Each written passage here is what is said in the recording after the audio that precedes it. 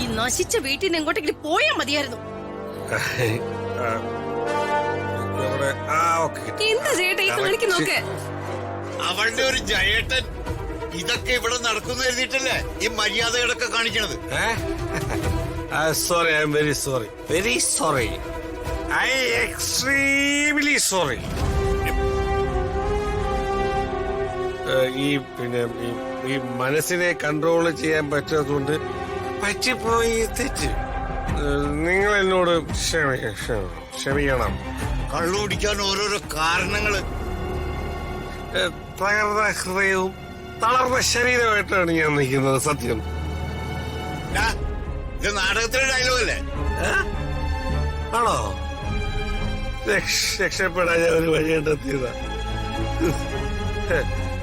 എനിക്ക് വേണ്ടപ്പെട്ടവരെ തട്ടിയെടുത്തു.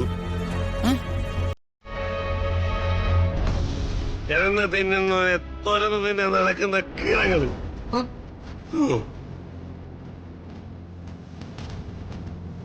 കൂടെ നിൽക്കുന്നവർക്കിട്ട് കുതികാല് വെട്ടാൻ നോക്കിയാലേ ഇങ്ങനെ ഇരിക്കും.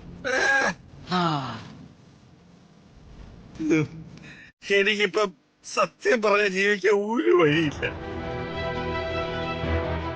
പക്ഷെ അതിനുള്ള സൊല്യൂഷൻ ഇതല്ലല്ലോ ചേട്ടാ.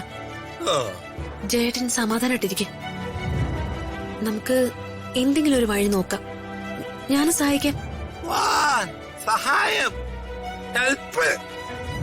എന്ത് സഹായമാണോ എനിക്ക് തരാൻ പോകുന്നത്?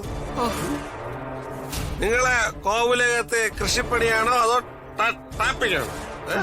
എന്താടാ അതൊക്കെ മോശമുള്ള പണിയാണോ? കണ്ടവനെ പറ്റിച്ച് ജീവിക്കുന്നതിനേക്കാൾ എന്തുകൊണ്ട് അന്തസ്സുള്ളത് ആ പണി?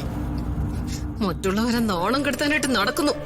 നിങ്ങളോട് ഞാൻ പലവട്ടം പറഞ്ഞിട്ടുണ്ട് കള്ളും കുടിച്ചോണ്ട് ഇങ്ങോട്ട് വരില്ലെന്ന്. ഭർത്താവിന്റെ സങ്കടങ്ങൾ മനസ്സിലാക്കി അയാള് രണ്ടെണ്ണം അടിച്ചോട്ടെന്ന് പറയുന്നവളാണ് കുലസ്ത്രീയായ ഭാര്യ. എനിക്കങ്ങനെ കുലസ്ത്രീ ആവണ്ട. നിങ്ങള് കള്ളു കുടിക്കുന്ന എനിക്ക് ഇഷ്ടമല്ല.